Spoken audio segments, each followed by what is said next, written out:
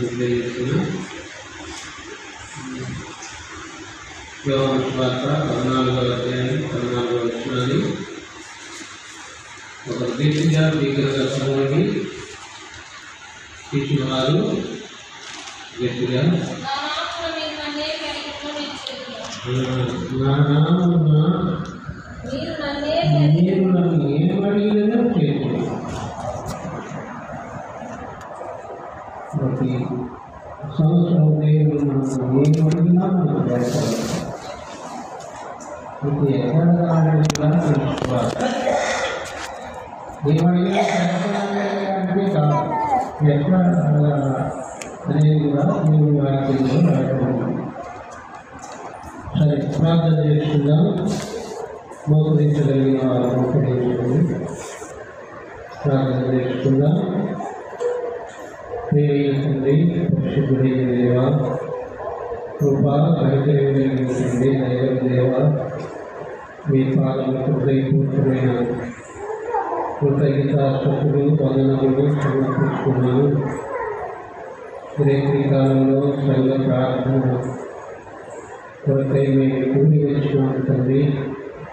మీ సింహాసనంలో నుండి మాకేమైనా మీరు అనుగ్రహిస్తే తప్ప దేవా, మీ సన్నిధిలో నిలిచి మాట్లాడేదానికి ప్రభువు నామంలో అంధకార శక్తిని బంధిస్తూ మమ్మల్ని రక్తాన్ని పోషించవచ్చు.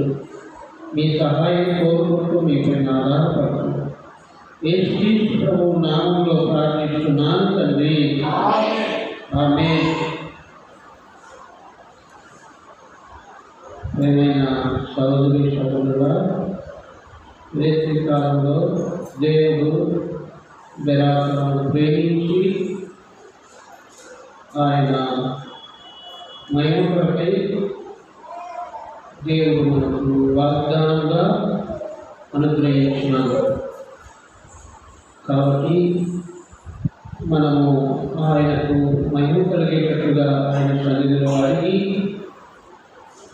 మనము పొందుట ద్వారా ఆయన నామానికి ఎంతో మహిమ, ఘనత, ప్రభావములు కలిగేటివిగా ఉంటున్నాయి. చూడు, చదవండి అన్నమాట. యోహాను సువార్త 14:14. నా నామమున మీరు నన్ను ఏమడిగినను నేను చేస్తాను. ఈ కాలంలో దేవుని సన్నిధిలో ఆయన నామంలో మనం అడగాలి. ఆయన నామంలో మనం ఏమడిగినా నేను చేస్తానంటాను. చూడండి, అదే యోహాను సువార్త 15వ అధ్యాయం 7వ వచనం, 15:7.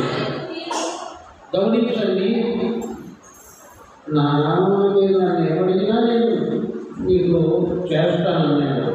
ఇది ఇక్కడ మళ్ళీ ఒక మాట అంటున్నాడు, అది మనం జ్ఞాపకం పెట్టుకోవాలి. నాయందు నేను, మీ యందు నా మాట. మీ యందు ఏముండాలంట? మనలో ఏముండాలంట? ఆయన మాటలు ఉండాలి. ఆయన మాటలు ఉండాలి. మనం వారం మొత్తం కూడుకుంటూ ఉంటాం.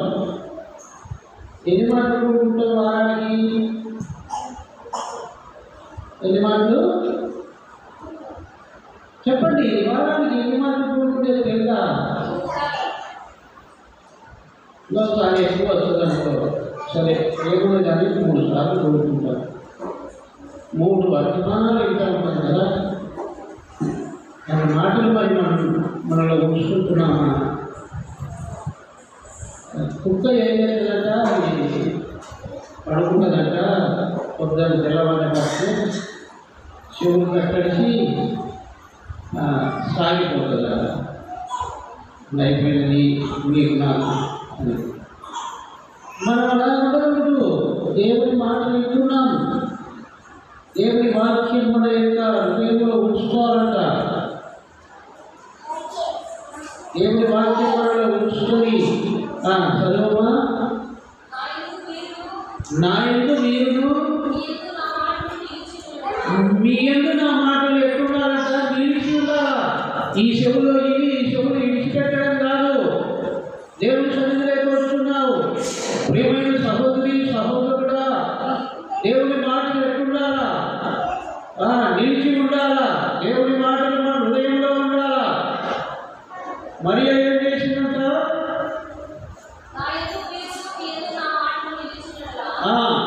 నా మాటలు నిలిచి ఉన్నాయి కదా, మీకు ఏది ఇష్టమో అడగండి, అది మీకు అనుగ్రహింపబడదు. ప్రియమైనటువంటి సహోదరి సహోదరుడా, ఇరత్రి కాలంలో దేవుడు అంటున్నాడు, ఆయన మాటలు మనలో ఉంచుకొని మనము ఆయన అడిగినట్లయితే ఆయన తప్పకుండా మనకు చేసే దేవుడుగా ఉంటున్నాడు. మాట ఇచ్చి తప్పేవాడు కాదు దేవుడు. మాట ఇచ్చి తప్పేవాడు కాదు, మాట ఇచ్చి మాట నెరవేర్చేవాడు, మాటను నెరవేర్చేవాడు. కాబట్టి రేపటి కాలంలో ఆయన యొక్క మాటలు మనలో ఉండాలని, ఆయన మాటలు మనలో ఉంచుకొని మనం దేవుడిని అడిగినప్పుడు మనం ఏదడిగినా ఆయన మనకు చేసే దేవుడుగా ఉంటున్నాడు. రండి ఇంకొక మాట చూద్దాం.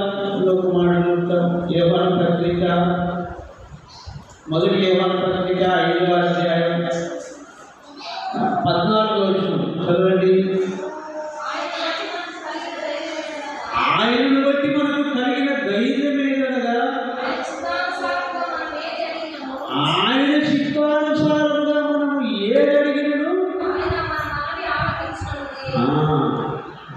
ఆయన చిత్తానుసారంగా అడగాలి. ఆయన వాక్యం హృదయంలో పెట్టుకొని అడగాలి. ఊరికే కాదు, ఆయన చిత్తానుసారంగా అడగాలి. ఆయన చిత్తానుసారంగా మనం ఏది అడిగినా కానీ మనం ఆయన ఏం చేస్తాడంట?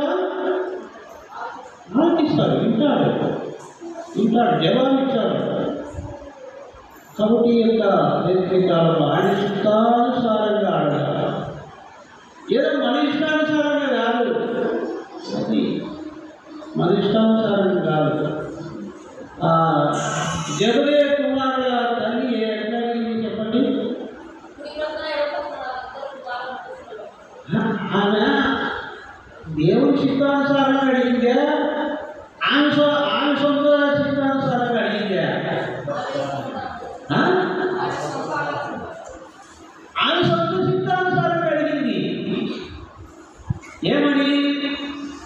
నా ఇద్దరు కుమారులు కుడి పక్కన ఒకడు, ఎడమ పక్కన ఒకడు కూర్చోవాలి.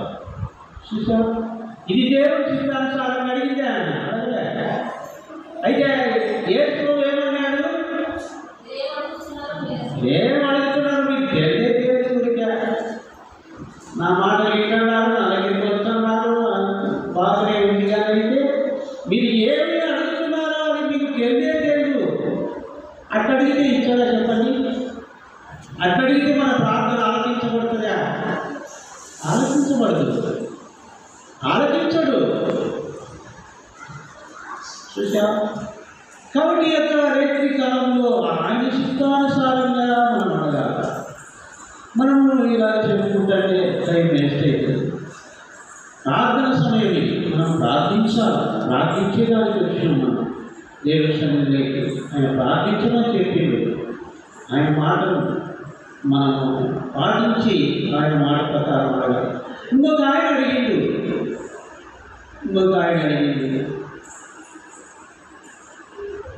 ఎవరు ఆయన?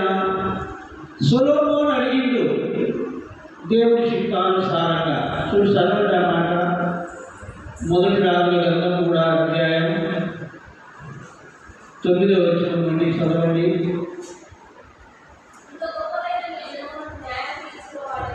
ఇంత గొప్పదైన నీ జనములకు న్యాయం తీర్చగలవాడు ఎవరు? నేను మంచి చెడ్డలు వివేచించి నీ జనులకు న్యాయం తీర్చినట్టు నీ దాసుడైన నాకు వివేకము గల హృదయాన్ని దయచేయి. సొలొమోను చేసిన ఈ మనవి అది ఆయనకి ఏమైంది చెప్పండి? అబ్బా, ఆయన హృదయం పొంగిపోయింది. అనుకూలమైన దేవుని హృదయం ఉప్పొంగిపోయింది. ఎంత మంచి మాట్లాడిండు నా కుమారుడు సొలొమోను. హృదయం ఉప్పొంగిపోయింది. సొలొమోను దేవుడు అతనికి ఇలాగ సెలవిచ్చాను, దీర్ఘాయుడైనను నీ శత్రువుల ప్రాణమైన అడుగుగా న్యాయములను గ్రహించడానికి వివేకం అనుగ్రహించమని నువ్వు అడిగితివి. నువ్వు ఇలా అడిగినందున నీ మనవి నేను ఆలోచిస్తున్నాను.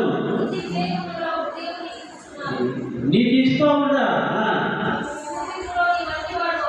పూర్వీకులు అంటే గతించిపోయిన కాలంలో నీ వంటి వాడు కూడా లేడు. ఇక మీరు కూడా ఇంకా జరగబోయే దినాల్లో కూడా నీ వంటి వాడు ఉండడు. ఎంత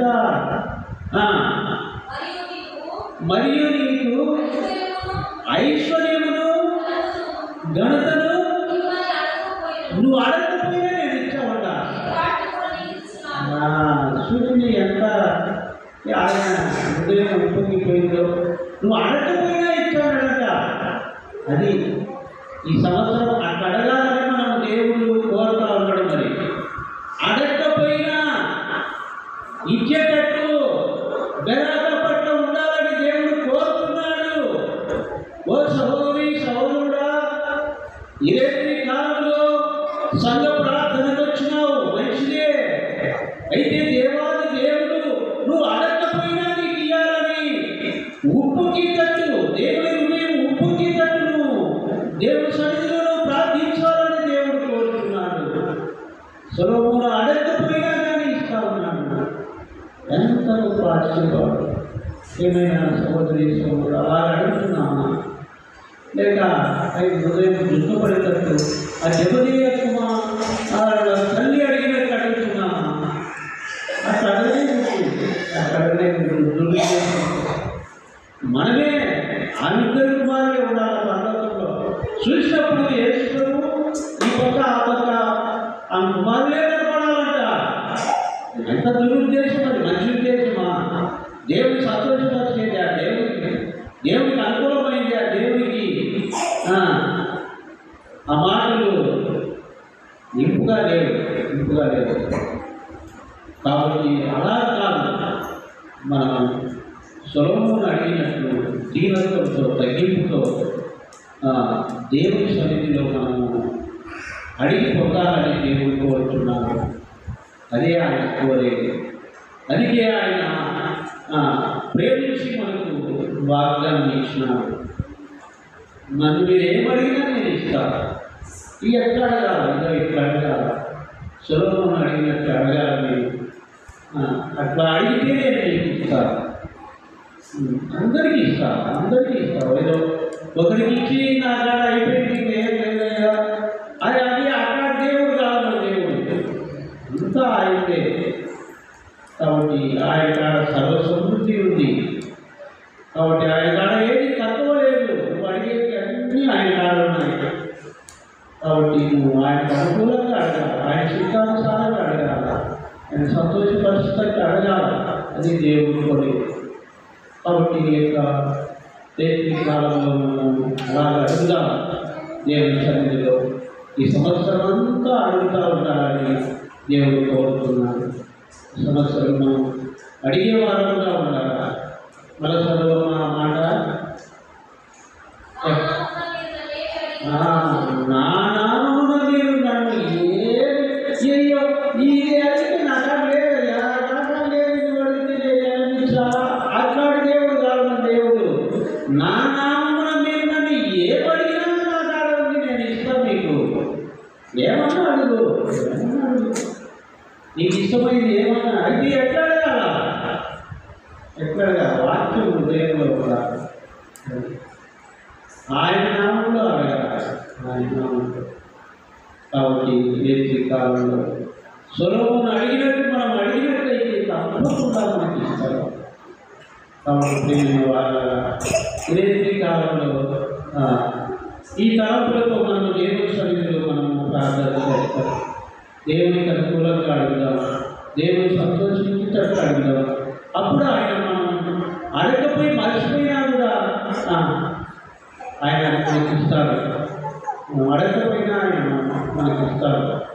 అందుకే అపోస్తులైన పౌలు ఆ మాటను గురించి రాయించినాడు. ఏమని? మీరు అడుగు వాటికంటే, ఊహించు వాటికంటే, ఆ మాటను గురించే ఆ మాటలు అక్కడ రాయించబడినాయి. కాబట్టి అడిగే వాటికంటే, ఊహించే వాటికంటే ఎన్నో అడుగుతూ ఉంటాం, ఎన్నో ఊహిస్తూ ఉంటాం. ఇట్లాంటి అన్ని కూడా ఆయన మనకి ఇచ్చే దేవుడుగా ఉన్నాడు. అడిగే వాటికంటే, ఊహించే వాటికంటే అత్యధికముగా మనకి ఇచ్చేది. కాబట్టి ఆ దేవుని నామంలో మనము అడుగుదాం. ఒక మనము వచ్చే ప్రార్థన చేస్తాం. దేవుని వాక్యం మన కొరకై దీవించుగా.